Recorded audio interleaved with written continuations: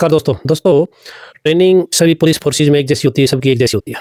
50 जवान है, 50 की एक जैसी होती है। लेकिन जब ये जवान ग्राउंड पे उतरते हैं, लड़ाई में उतरते हैं और जो कमांडर होते हैं वो भी साथ होते हैं, तो परिस्थितियाँ उस दिन एकदम से बदली होती हैं। तब जवानों के एक्शन रिएक्शन अलग-अलग मिलते हैं। बात जे&के की है। हम किसी गाँव में सर्च के लिए निकले थे। खबर पुख्ता थी गाँव में मिलिटेंट हैं और हमें मिलिटेंटों से भेंट भी हो जाती है। हमारी 2 पार्टियाँ थी, एक ऊपर की तरफ सर्च कर रही थी पहाड़ी गाँव पे, एक नीचे की तरफ कर रहे थे। तभी एक मिलिटेंट भाग के घर में घुसता है, हम उस घर को घेर लेते हैं। हमारे कमांडर उस घर की छत पे पोजीशन ले लेते हैं और मैं थोड़ा-सा ऊपर था, मैं भी कमांडर से पूछता हूँ कि मैं भी आ जाऊँ अपनी पार्टी लेके? मैं और एक सब इंस्पेक्टर हैं ऊपर थे, उन्होंने मना कर दिया, नहीं आप वहीं पे रहिएगा।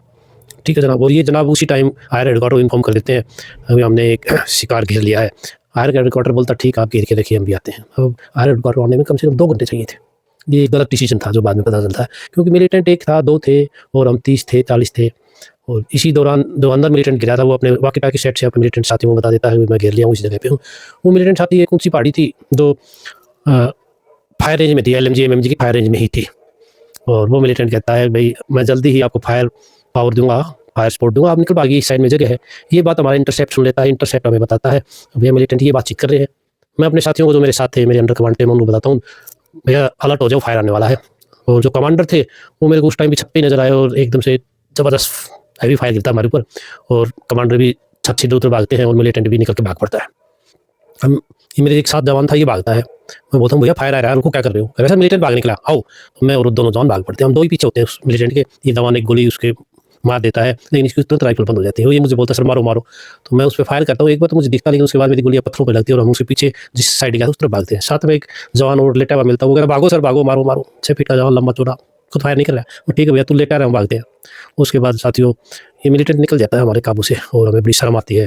विशेषकर मैं तो बहुत शर्मिंदा महसूस कर रहा था उस दिन। हम फिर पोस्ट में जाते हैं, पोस्ट में डीब्रीफिंग होती है। मैं कमांडर को उनकी कमियाँ बताता हूँ, एक्चुअल तो कमियाँ थी भई आपने इंतज़ार करना ही नहीं चाहिए था, रिएक्शन आपका ठीक नहीं था। तो मुझसे नाराज़ भी होते हैं। साथ में कहता हूँ मिलिटेंट्स के जो हौसले हैं बुलंद हैं और कभी भी हमारे ऊपर अटैक करेंगे। साथियों 10 से 15 दिन बाद एक रात में मिलिटेंट हमारे ऊपर अटैक कर देते हैं पोस्ट पे और अटैक का जवाब हमारा बहुत जल्दी एक्शन होता है।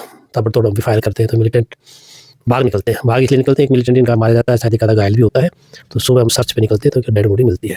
तो साथियों जब ग्राउंड में निकलते हैं उसी दिन पता चलता है कौन जवान बड़बोला केवल अपने साथियों के साथ ही है और ग्राउंड में क्या है। और जो कागजी कमांडर होते हैं डिसिप्लिन्ड टाइम एक्शन और रिएक्शन लेते हैं जवानों में, उस दिन उनको पता चलता है ग्राउंड में क्या है। जय हिंद।